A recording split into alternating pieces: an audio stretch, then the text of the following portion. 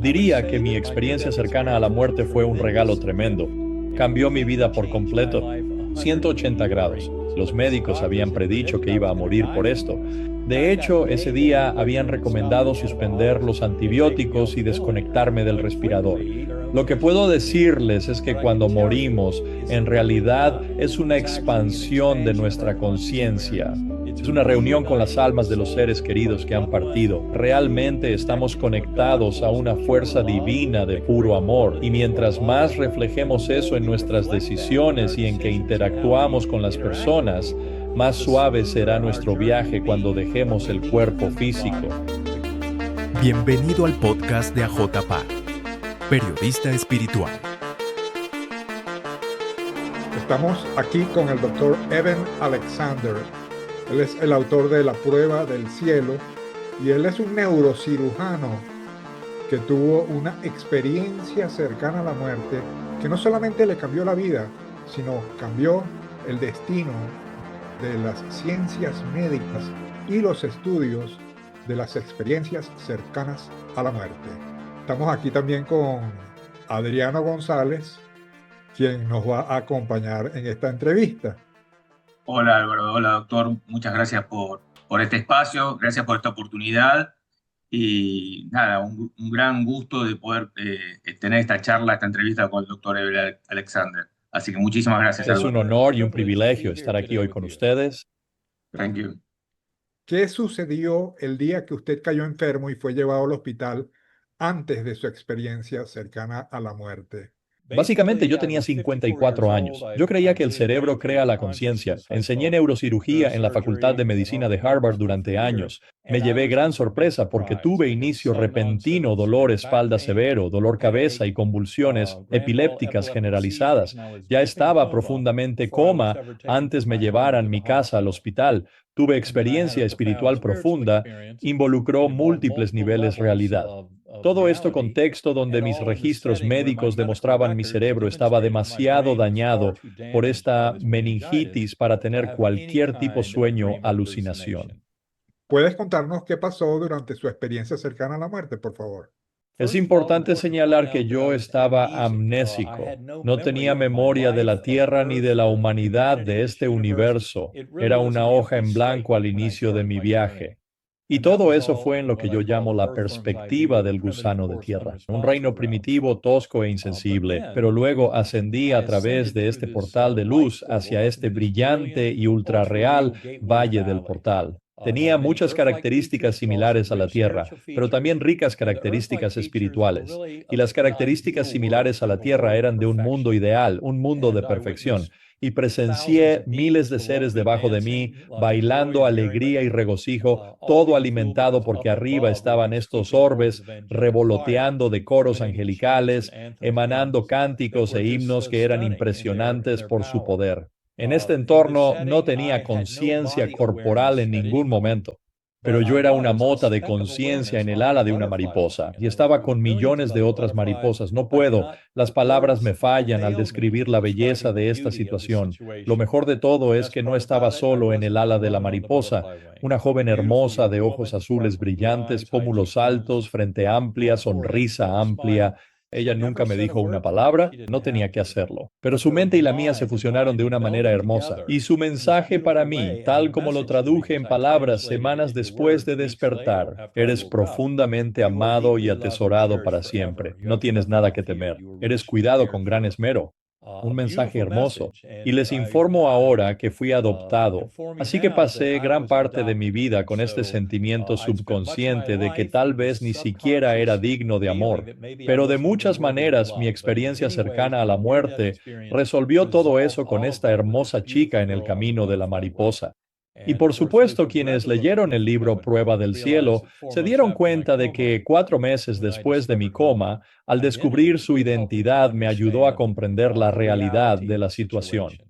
Pero de vuelta en mi SM, ascendí a niveles cada vez más altos nuevamente a través de la música.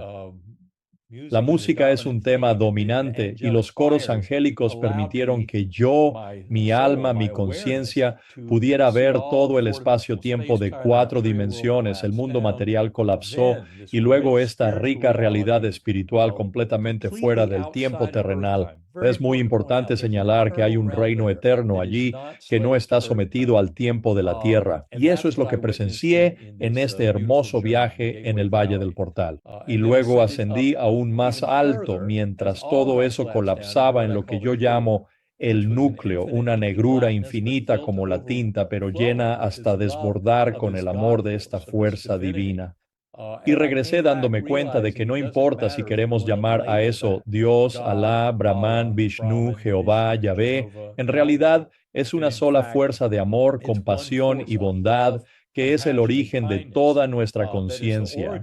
Y por lo tanto, una lección tan profunda de las experiencias cercanas a la muerte es que estamos juntos en esto para amarnos y cuidarnos unos a otros. Y esa es una conclusión muy clara de mi viaje y de muchos otros. Ahora, yo recorrí estos reinos varias veces. No tengo tiempo para entrar en todo eso. Pero llegó un punto en que no podía usar mi memoria de las notas musicales asociadas con ese portal de luz inicial para traerlo de vuelta. Ahora estaba atrapado en ese nivel más bajo, rodeado por miles de personas, con la cabeza inclinada, muchos sosteniendo velas. Su energía murmurante reconfortante me atraía. Lo llamé el poder de la oración, porque podía ver cómo la oración de todos esos seres a mi alrededor me estaba trayendo de vuelta a la tierra. Lo último que vi en mi ACM fueron 6 rostros que parecían emerger de ese lodo. Decían palabras que no podía entender debido a la amnesia y luego desaparecían. Eran rostros de personas durante las últimas 24 a 48 horas de mi coma en cuidados intensivos. Y por lo tanto, eso me demostró que la gran mayoría del viaje en coma tuvo que ocurrir entre los días, 1 en 4 o 1 en 5 de mis 7 días de coma. Explico el cronograma en los libros, pero es importante para interpretar mi caso. Y también quiero señalar que hay un informe médico en mis registros médicos, una revisión de caso revisada por pares, y esa revisión deja muy claro que mi cerebro estaba demasiado dañado como para tener cualquier tipo de sueño o alucinación debido a la meningitis. Entonces, ¿de dónde vino la experiencia más extraordinaria que he tenido en mi vida? Y ese es, por supuesto, el gran tema del libro, que en realidad la conciencia no es creada por el cerebro, sino que el cerebro es un filtro que nos permite experimentar esta conciencia universal de Dios. Pero todos como seres individuales. Pero en última instancia nunca estamos separados de esa fuente de conciencia, ese amor divino tan profundo que tantos han encontrado en sus viajes. Me tomó 2 meses después de despertar de ese coma. Al principio mi cerebro estaba hecho un lío. Ni siquiera reconocía a mi madre, a mis hermanas, a mi hijo junto a la cama. Todo lo que sabía era este viaje extraordinario por el que acababa de pasar. Pero todos mis recuerdos regresaron y de hecho después de 2 meses eran más completos que antes del coma. Así que he pasado 17 años como neurocientífico, trabajando con otros expertos para entender la conciencia y apoyar la eternidad del alma y nuestra conexión con ella. Doctor, Ok. me gustaría saber qué recordó sobre su experiencia al despertar. Bueno, la cosa es que yo primero, cuando me desperté del coma, lo único que sabía sobre mi existencia era este increíble viaje espiritual en el que acababa de estar. Y eso fue sin ningún conocimiento de mi vida anterior, ni de la tierra, ni de los humanos, ni de nada. Así que al despertar de este coma, luchando contra el ventilador, finalmente me quitaron el tubo de respiración. Pero en esa etapa tan temprana, ni siquiera reconocía a mi madre, a mis hermanas, ni a mis hijos. Esa amnesia era muy poderosa y solo descubrí en las semanas y meses después del coma por qué la amnesia era necesaria y por qué tenía que tener la guía espiritual que tuve.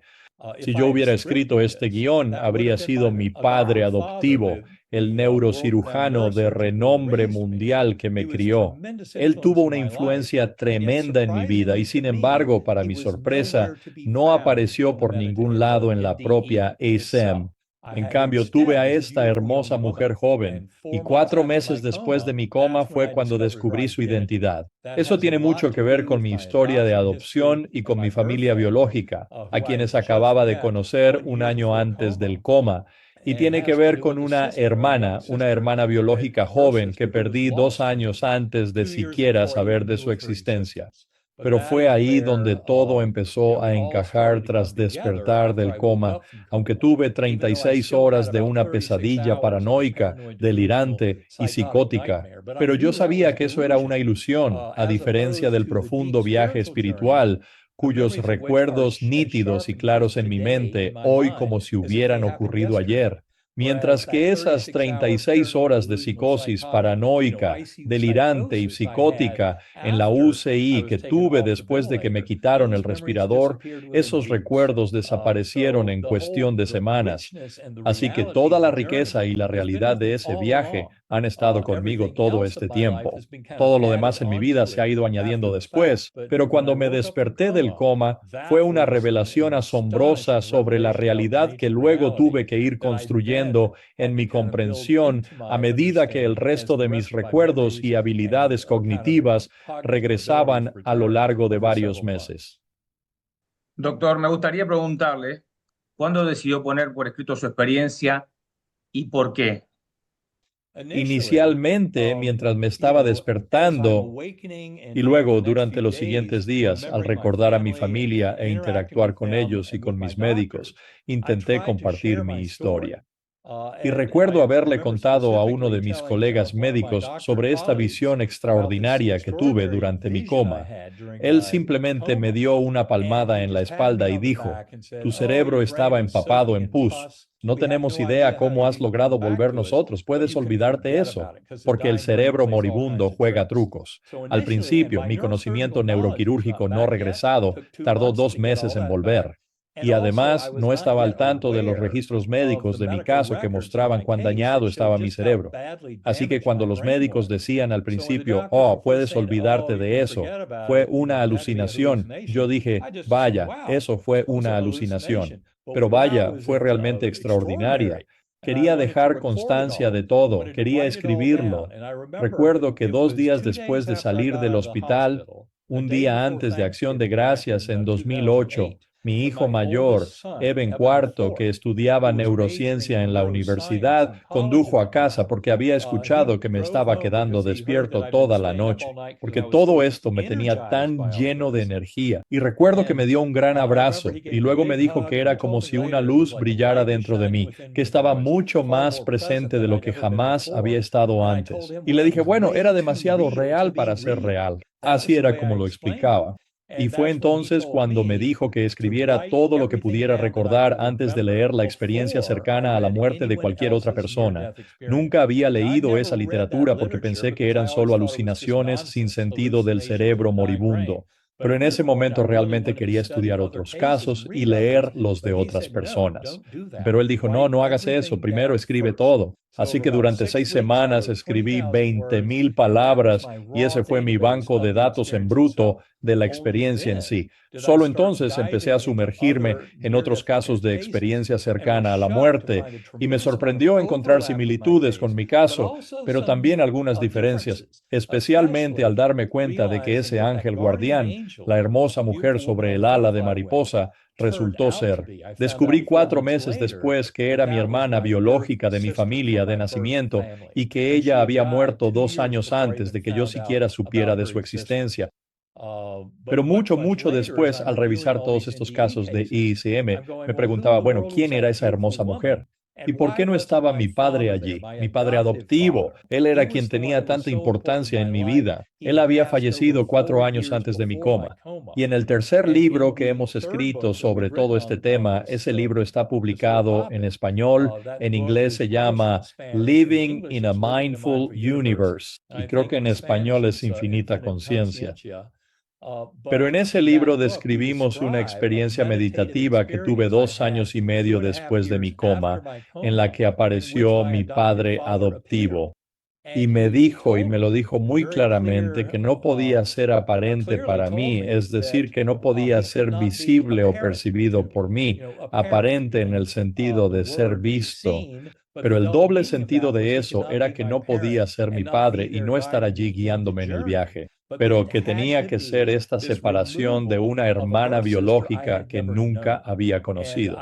Y me di cuenta de por qué era así, porque si mi padre adoptivo hubiera sido mi guía espiritual, yo habría, a pesar de un diagnóstico de 1 en 10 millones, coli, meningitis y siendo adulto, a pesar de una recuperación de 1 en 1000 millones, confirmada en mi informe médico, lo raro y poco común que es que me haya recuperado.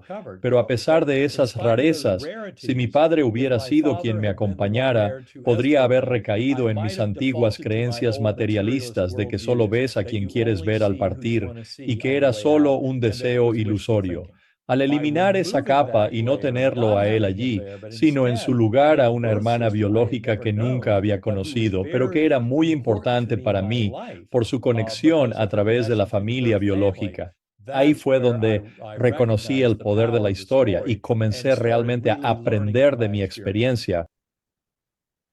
Doctor Alexander, ¿cuál fue la reacción de la gente cuando usted compartió su historia por primera vez?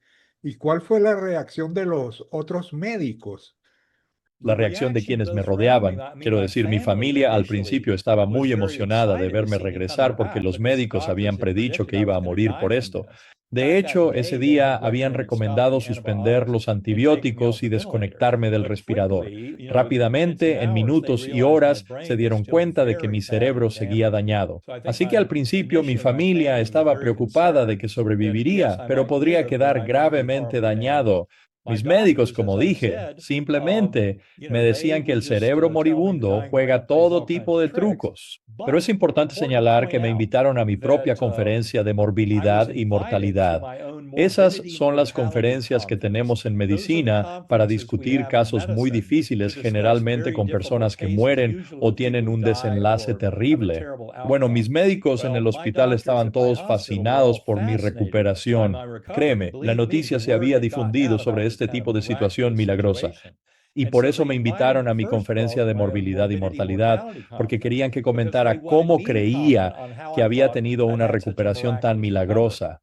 Pero luego la Sociedad Médica del Condado, muchos médicos que conocían este caso extraordinario, me invitaron a dar un discurso en una cena en un club de campo allí.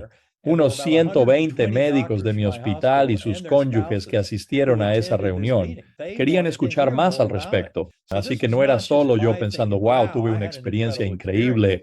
Era toda la comunidad médica diciendo, oh Dios mío, esto es verdaderamente milagroso.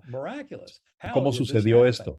Y necesitaban una explicación más allá de nuestras simples explicaciones médicas, porque esas no funcionan.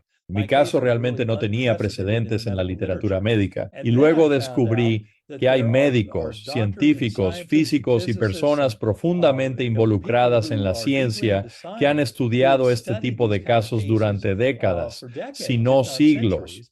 Y de hecho, uno de los principales grupos en el mundo que estudia estos casos estaba a 60 millas de mi casa en la Universidad de Virginia. Y allí, durante 6 décadas, habían estado estudiando experiencias cercanas a la muerte y comunicaciones después de la muerte. Habían estado estudiando recuerdos de vidas pasadas en niños que indicaban la reencarnación. Estaban científicamente interesados en la conciencia tal como se extiende más allá de los límites del propio cerebro. Así que ese fue el grupo con el que comencé a trabajar aproximadamente 2 años después de mi coma, y desde entonces me he conectado con muchos otros científicos que están siguiendo este camino, y el único recurso web que le daré a todos sus espectadores que quieran aprender más sobre la prueba científica de la vida después de la muerte, simplemente vaya a bigelowinstitute.org. Este es un sitio web con 29 ensayos que le enseñará una gran cantidad de información sobre el respaldo científico de la realidad del más allá. Doctor, mi pregunta es la siguiente. Me gustaría saber cuál fue la reacción del público cuando su libro salió a la venta. Bueno, cuando el libro Prueba del Cielo salió por primera vez, hubo una respuesta sumamente positiva. De hecho, la primera semana que estuvo disponible, llegó al número 1 en la lista de bestsellers de no ficción del New York Times. De hecho, durante los siguientes 2 años, el libro Prueba del Cielo estuvo en el número 1 de la lista del New York Times durante 42 semanas. De hecho, en el año 2013, el libro Prueba del Cielo fue el segundo libro de no ficción más vendido de todo el año en la lista del New York Times. También ha sido publicado en más de 40 idiomas. Sé por la respuesta que he recibido de muchas personas que, en realidad, lo que creo que sucedió es que muchísima gente ha tenido este tipo de experiencias y, sin embargo, no las comparten. Tienen miedo, la gente piensa que están locos y por eso se lo guardan para sí mismos. Y muchas personas leyeron mi libro y de repente, ¡zas!, reconocieron su propia experiencia.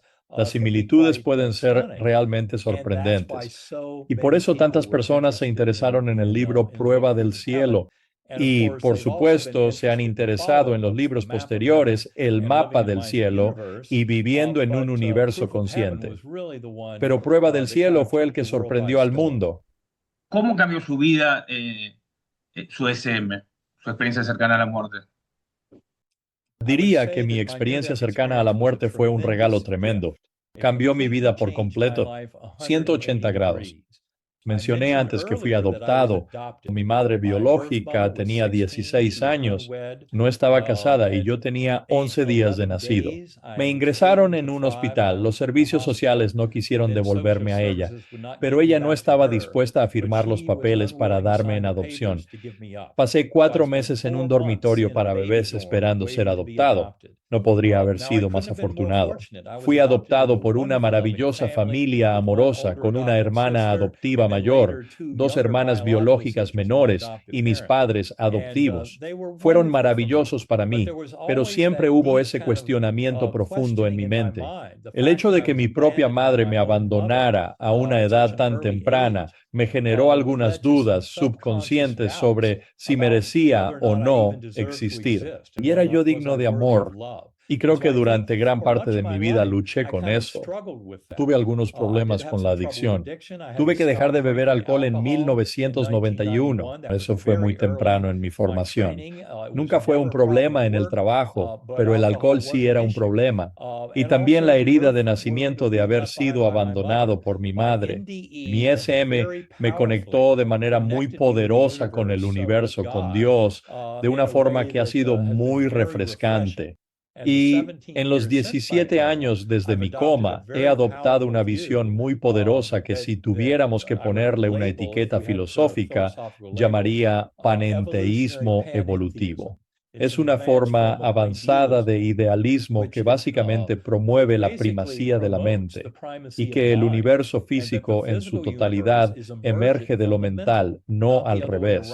Nuestro pensamiento científico convencional es que el cerebro crea la conciencia. Se piensa que solo existe el mundo material o físico. Esa visión convencional está quedando atrás porque es completamente inadecuada. Ahora, a medida que los científicos amplían su visión de la realidad, lo que estamos empezando a darnos cuenta es que la mente parece ser primaria. La física cuántica intenta decirnos, en términos contundentes, que la mente y lo mental determinan los eventos físicos en el universo, pero que en última instancia tenemos libre albedrío y la capacidad de cambiar, mejorar y modular nuestra realidad emergente.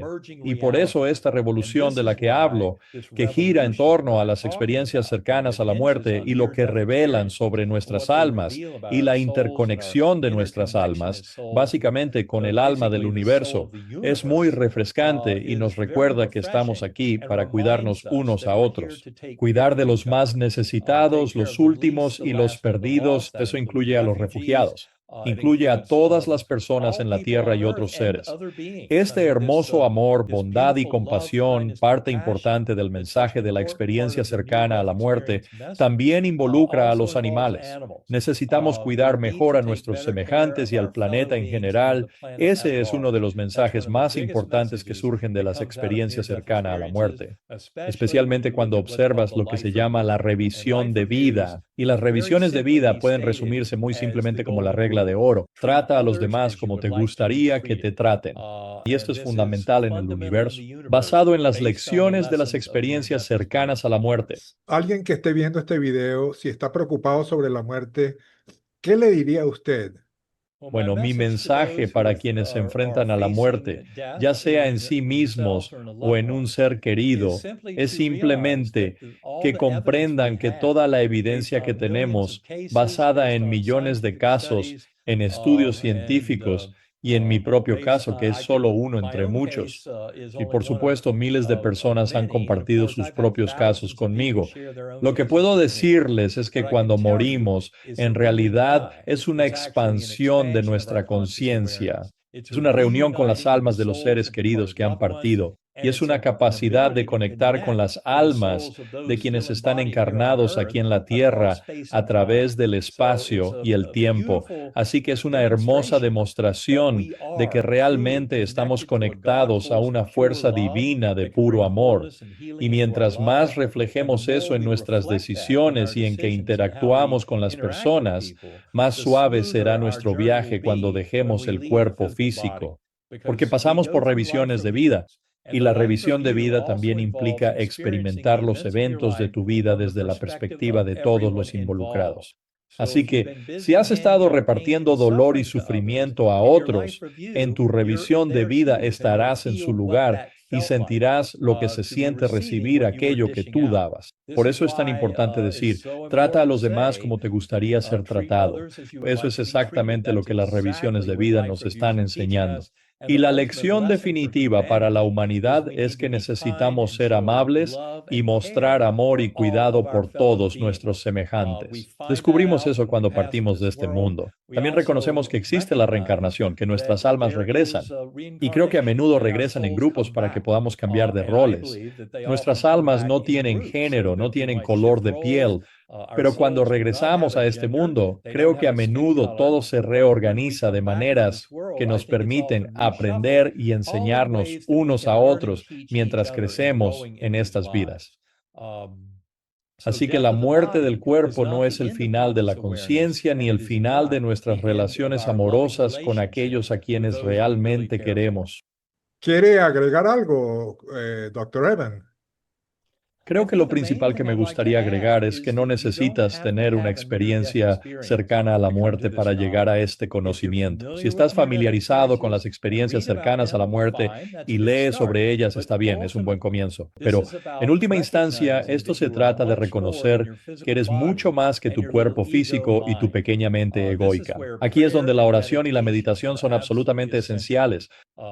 Para mí, la oración centrante, una especie de entrega total a la voluntad superior de Dios, es una forma hermosa de hacer esto, al igual que la meditación. Y para quienes necesitan meditación, que necesitan porque en última instancia la meditación consiste en tomar esa voz en nuestra cabeza, que no es nuestra conciencia. La voz en nuestra cabeza es la voz de nuestro ego, de nuestro cerebro lingüístico. Y es importante silenciarla, porque el ego utiliza el miedo y la ansiedad para controlarnos. Así que en la meditación podemos poner a esa voz en un tiempo fuera. Ahora, para mí, en la meditación, la voz en mi cabeza puede hacer una petición o formular una pregunta. Pero entonces he aprendido a usar una herramienta. Esa herramienta es entrenamiento cerebral, frecuencias diferenciales. Se llama Sacred Acoustics. Puedes obtener más información en sacredacoustics.com y para ser totalmente transparente, ese es el sitio web de mi esposa, mi pareja y coautora de Living in a Mindful Universe, Karen Newell. Pero descubrimos hace más de una década que los tonos binaurales, frecuencias ligeramente diferentes en cada oído, pueden tener un efecto muy poderoso en nuestra conciencia. Esto provoca una oscilación en las partes más primitivas y bajas del tronco encefálico. Y esa oscilación de izquierda a derecha que proviene de estos tonos entregados a través de auriculares puede ayudar a las personas a alcanzar un estado de conciencia trascendental profundo. Para quienes quieran aprender más, vayan a sacredacoustics.com. Puedo decirles que utilizo esa forma de meditación 1 hora al día. Llevo haciéndolo por más de 12 años.